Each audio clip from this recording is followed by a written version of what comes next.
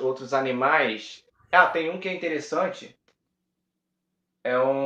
Esse seria mais fácil para a gente achar, porque já que a gente falou da lula e falou do polvo, teve um tipo de. Existiu um tipo de lula que se chamava Camaroceras, que tinha um casco espiralado. Hoje o animal mais parecido com ele é um molusco chamado Nautilus. Um descendente, né? O descendente mais próximo. Tá. Se você pega a mitologia mesmo, é dito assim, veja, houve um dilúvio no passado, todos os povos falam, e você tem seres que vêm das águas, que se manifestam das águas para tentar fazer uma forma específica de vida voltar a existir nesse mundo. E eles fazem isso através da água. A água, todo ser humano nasce do líquido que está lá, do líquido amniótico, dentro do útero, né? Então, o ser humano também nasce da água, em certo sentido, uma água que está dentro da mulher, dentro da vida. Então, a água, ela está dentro da vida e gera vida. Se você pegar a ciência atual, ciência moderna, ela vai dizer que tudo nasceu da água, né? Os seres também vieram da água. Ela vai dizer isso de uma outra maneira, mas vai dizer a mesma coisa, né? Só que com o seu viés acadêmico, academicista, acadêmico quando é realmente pesquisa biológica, científica, academicista quando já virou ideologia. Então são coisas só para distinguir, né? Mas diz a mesma coisa, também a vida veio da água. E a mitologia, você tem ali seres específicos que vão nascer da água. Atlântida foi fundada por Poseidon, pela mitologia. É um ser que nasceu da água, que era o rei dos mares e fundador de Atlântida, diga-se de passagem, em Timeu e Crites, Diálogos de Platão. Então você tem ele fundando Atlântida, criou Atlântida. Tá? Então seres que eram divindades, chamados deuses pelos gregos, seres celestiais, seres espirituais, metafísicos e talvez de uma origem transcendente, não um fim necessariamente, mas uma origem, que vêm à Terra e se manifestam, formam civilizações, né? Vão invadir a terra dos deuses que saem do Egito, vão para a Grécia, os deuses gregos, e dali vai haver uma batalha, uma mítica batalha entre Atlântida e Atenas, né? Então, Atlântida acaba sucumbindo e volta para o fundo do mar, mas são seres aquáticos, seres marinhos. E hoje, um dos grandes mistérios é justamente esse das sereias. Existe o filme, né, o filme do Aquaman, que vai falar sobre isso também, que é Hollywood hoje falando isso, né, basicamente. Seres ali, tem a própria Atlântida, né, tem a própria representação ali, só que submersa.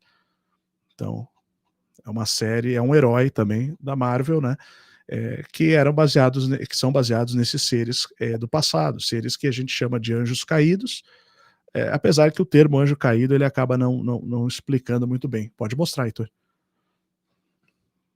Que o Kraken, né, um tipo de polvo, ali em relação ao tamanho do navio. Que tem mais adiante. Isso aqui era um ser, um tipo de lula, conhecida como calamar. E tinha um animal também semelhante, chamado de sépia. Não, é calamária. Calamária. Tem até o nome aqui. Tentáculo de uma grande calamária. Tentáculo de uma grande calamária. Esse Então, tentáculo ele teria sido cortado? sim. Aqui tem outros também. Olha que interessante. Tem outros também. E nós temos também aqui algumas imagens, voltando aqui, que... aqui. Em cima, tem uma imagem em cima que é de um tipo de polvo indo até os pescadores, e embaixo a peixaria japonesa. Dá uma olhada no tamanho dos tentáculos ali abaixo. Deixa eu ver se eu consigo aumentar um pouco mais. Não dá para ver muito bem. Não sei se o pessoal tá conseguindo ver. Por exemplo, dá para ver ali em cima o polvo, e ali abaixo é uma peixaria japonesa.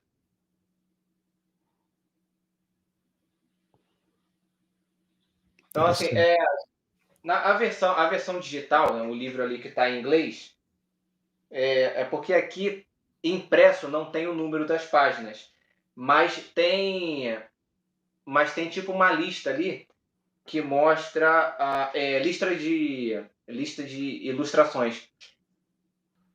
Esse material aqui é bem interessante também.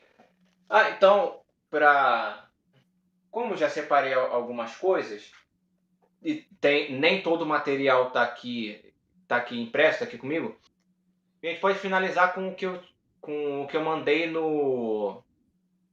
lá no WhatsApp. O PDF não ia dar para ler agora, mas as imagens seria interessante a gente trazer, mostrar para o pessoal as Tá. imagens. Essa aqui o Kraken. Essa aqui é bem interessante. Ali, tanto que eu coloquei ali, módulo 3, criaturas marinhas. Tanto que, como eu disse, ali está módulo 3 por quê? Porque apesar de estar disponível, vai ficar disponível, no caso, dentro do bestiário, que é o primeiro módulo. Mas ali está módulo 3, porque o 3 é o módulo em que vai ser abordado o assunto. Então, por isso coloquei módulo 3. Então, tanto que pode ser que mais para frente eu pegue só esse material e grave uma aula em cima disso. Tanto que a informação, né, quando eu estava falando que é um ser que é capaz de mudar de forma, abaixo da foto vai falar a respeito disso, vai falar exatamente disso, abaixo dessa imagem. Assim, nós temos inúmeras histórias que vão falar a respeito dessas criaturas, tanto que a gente leu, né, naquela imagem, né, no material que eu tenho aqui, que lá no terceiro parágrafo vai falar exatamente sobre isso. Fala a respeito de baleias do tamanho de ilhas, né, fala a respeito desses seres enormes também. Nós podemos observar, teve aquele mapa também que foi mostrado, não sei ali para, não sei quem viu, que tem ali um tipo de, acho que é a ilha de São Brandão, não é mesmo? Que é retratada ali como um tipo de baleia. Eu tava lembrando aqui agora, Moby Dick. Tem também a história de Moby Dick, né? Que Moby Dick, ela é retratada como um tipo de cachalote. Só que a diferença é que era um tipo de baleia rosa. E assim, toda vez que vocês verem algum mapa que tiver alguma criatura assim semelhante a um peixe esguichando água, é uma baleia. Então, é possível identificar algumas criaturas nos mapas. Então, muitas vezes vão ter animais ali. Para quem tiver acesso ao bestiário, principalmente o material da. Me fugiu o nome agora. Cristina Brito, quem tiver acesso aos artigos dela, ela mostra imagens de mapas antigos, de criaturas de mapas antigos, e embaixo ela coloca que animal era aquele. Então, por exemplo, um golfinho. Um golfinho era completamente diferente. Até não tem bandeiras, até no Brasil mesmo, estaduais, que vai mostrar ali um tipo de golfinho, só que ele é retratado de uma forma diferente. O focinho é algo semelhante a um crocodilo. Era a interpretação daquela época. Essa ilha aqui é a ilha que São Brandão encontrou, né? Me fugiu o nome agora dessa ilha, mas é a ilha que ele relata que eles rezaram uma missa em cima de uma baleia, né? Ele com os monges que estavam com ele. De uma ilha peixe, na verdade, né? Uhum. E tem a imagem do. Tem aquela que eu tinha mostrado, aquela do Kraken. tem uma outra que eu não tô lembrando agora, acho que foi depois. Deixa eu pegar aqui. Qual é a navegação do Nautilus? Isso, o Nautilus. Tem uma página específica, não sei se eu conseguir localizar aqui rápido, não sei se eu vou conseguir localizar. Mas assim, veio do livro também. Tá? Isso aí também veio do livro. Então, de vez em quando, tem alguns materiais assim que eu vou selecionando e aí eu venho trazendo, sabe? A ideia é assim, pegar alguns capítulos, algumas coisas assim, mesmo que de forma resumida, e usar para criar esses materiais adicionais, né? Seriam materiais adicionais. Porque como tem um livro lá no bestiário e ele está no inglês antigo, e pode ser que mais para frente a gente consiga, a gente possa ir trabalhando nisso, né? Convertendo todo o material para PDF, embora vai levar um bom tempo para isso. É interessante isso que já estamos fazendo, né? Que é pegar esse material e converter parte desse material pro PDF. Aí, no caso, uma foto, né? A navegação do Nautilus. Então, o mesmo texto que eu tenho aqui, o mesmo texto que eu tenho aqui comigo, é o que está nessa imagem. Claro que aí na imagem, de uma forma resumida, é uma parte do texto que está sendo convertido tanto para PDF quanto para imagens, vem desse livro. E aos poucos eu vou pegando esses fragmentos para criar novos materiais. Pode ser que futuramente, né, eu já tô com essa ideia de transformar capítulos, pegar capítulos específicos e transformar o capítulo inteiro, converter o capítulo inteiro para PDF. E se tratando de um material, de tantos materiais, né? Porque você tem vários capítulos, cada um sobre um tema muito específico, acaba ficando mais dinâmico a gente fazer nesse formato, pegar parte do texto e trazer em forma de imagem, como se fosse um jornal. A gente pode trabalhar esse formato. Então, por exemplo, vamos fazer uma divulgação na aba comunidade do YouTube, no Instagram, nós podemos fazer como se fosse uma capa de live nesse formato. Eu acho que seria muito interessante, principalmente quando a gente for falar de história. Seria interessante adotar esse formato. É uma identidade visual. É interessante essa coisa de um jornal, uma coisa marítima. Então, eu achei legal trazer esse formato, isso tanto para postagem no Instagram, divulgação de lives no Instagram, quanto no YouTube. Isso, e eu tô só apresentando aqui, tá? Eu não cheguei a ler o texto, mas é só para apresentar para quem for ter acesso depois, para o pessoal que tiver tendo acesso, o pessoal que tiver acesso ao, ao bestiário, é para vocês terem uma noção do conteúdo que vocês vão encontrar lá. No caso, parte desse material que está sendo mostrado aqui ainda não foi disponibilizado. Mais para frente vou estar disponibilizando e outros materiais que eu vou estar desenvolvendo mais para frente. PDFs principalmente. Mas esse material específico, que também veio do livro, que vai ser difícil para eu localizar a página aqui, mas também veio do livro, e vai falar sobre uma lenda escocesa sobre gansos que nasciam em árvores. Gansos que nasciam em árvores. Então, uma das explicações a respeito dessa lenda é que primeiro eles se desenvolviam num estado larval e a partir desse estado larval começavam a se desenvolver dentro de um tipo de pendão que ficava nessas árvores e aí eles saíam, é mais ou menos como se fosse um botão de uma flor, a gente pode ver ali pelo formato, e aí eles se desenvolviam num estado larval e saíam dessa árvore. E olha só que coisa curiosa, lá no bestiário vocês vão ter acesso a um outro material, é algo parecido com isso, que é uma lenda da Tartária, que vai falar sobre o cordeiro vegetal, é um conceito semelhante. Então, Henry Lee, lá em 1883, ele já estava falando sobre um conceito muito parecido A única diferença é que ele estava falando sobre aves.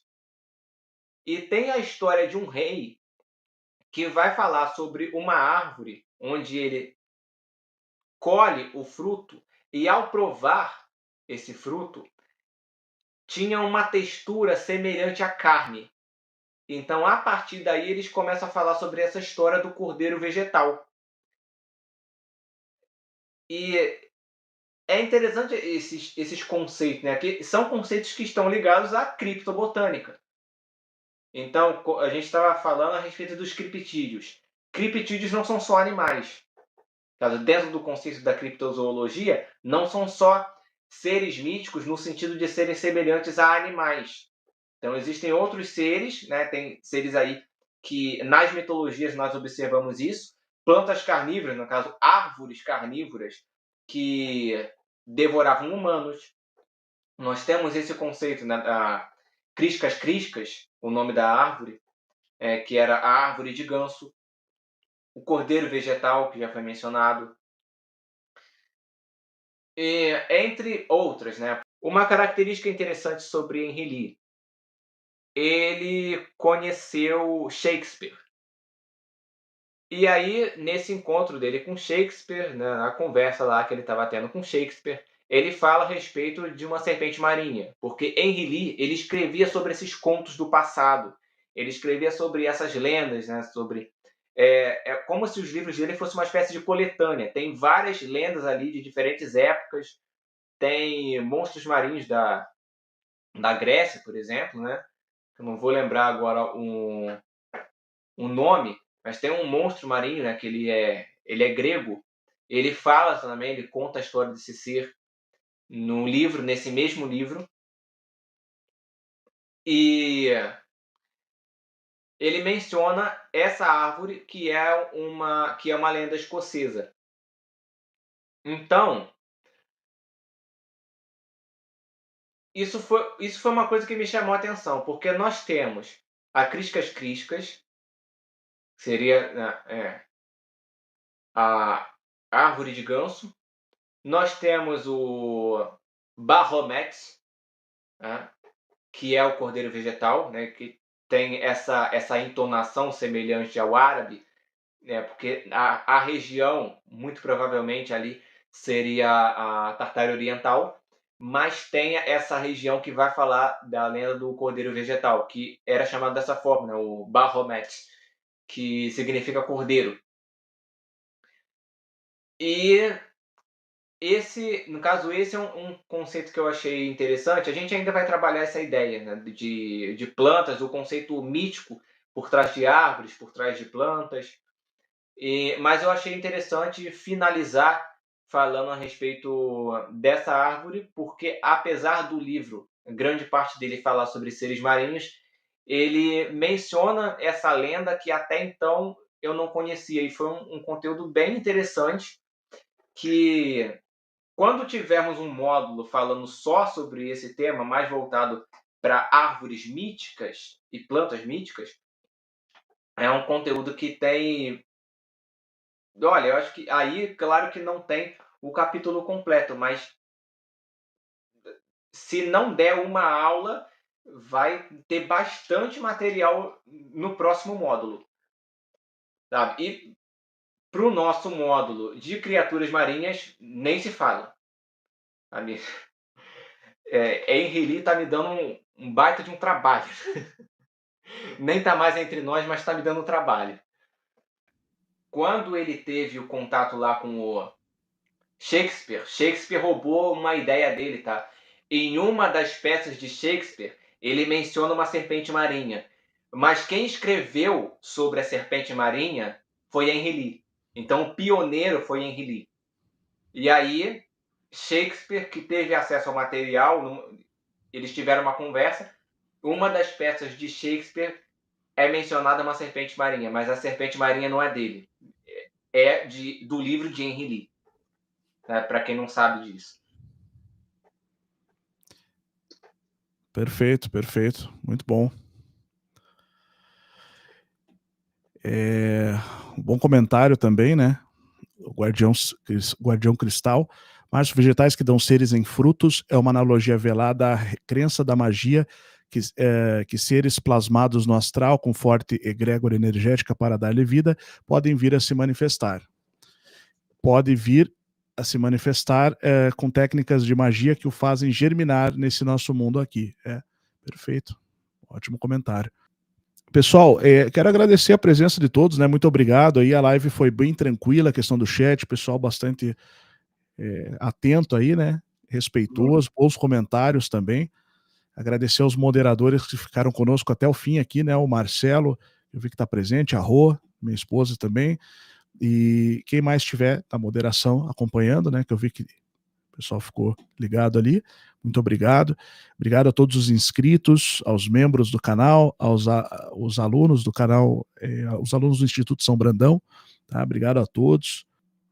Passar para o Heitor fazer suas considerações finais, então, agradecendo, né, pela excelente explanação, convidando todos a entrar nesse trabalho sobre criptozoologia do Instituto São Brandão, o Ciência Oculta, que já tem o bestiário ali, né? Já tem a apresentação, a abertura. Para o pessoal que tiver alguma dúvida, né? Acho que por enquanto é só o bestiário, mas a gente já pode ir tirando dúvidas lá no grupo do Telegram. Então, depois a gente pode trocar essa ideia, caso vocês tenham alguma dúvida em relação a esse projeto. E a nossa ideia é esse resgate, principalmente esse resgate em relação à tradição, tá? E essa tradição, gente, como eu tinha mencionado a mitologia marítima, foi o que eu disse. Uma vez que você não conhece a sua própria história, você acaba facilmente sendo influenciado por outras culturas. Nós observamos isso nos dias de hoje. Por isso a importância de conhecermos a questão cultural, de conhecermos a origem das coisas, tanto a palavras quanto a história por trás daquilo ali. Então, essa é a importância desse projeto. Entender que nem tudo aquilo que, mesmo que o conceito mítico pareça algo exagerado, existe uma verdade por trás disso. E esse estudo que nós estamos realizando é um exemplo disso. Então, para aqueles que acham que por conta do nome, ciência oculta, é algo maligno, bom, dá uma oportunidade ao conteúdo, leia nosso bestiário. E, assim, as pessoas podem ficar até espantadas, nossa, bestiário? Bom, não sei se você já leu um bestiário medieval, eu não sei se você já teve acesso a um bestiário, mas inclusive nós temos pessoas ligadas à igreja que tinham bestiários no passado. Então, assim, talvez você pode achar, o fulano tá entrando ali, esse assunto é meio esquisito, né? Ele tá falando sobre o que exatamente? Ele tá falando sobre algo oculto? Pode ser ignorância ou até mesmo um preconceito da sua parte. Olaus Magnus, que você citou, que fez aquele mapa, ele foi um bispo, inclusive, da Suécia, um bispo sueco. Então tá bom, então a gente encerra por aqui, tá? Essa live de hoje, agradecendo a presença de todos, agradecendo a presença do Heitor e convidando todos a continuar acompanhando o nosso canal, se inscrever no Além da Nuvem. O canal do Heitor tem um canal no YouTube, tá na descrição do vídeo, tá? Inclusive, o Mecanicamente. Para quem não conhece o trabalho dele, se inscreve lá também. Tá bom?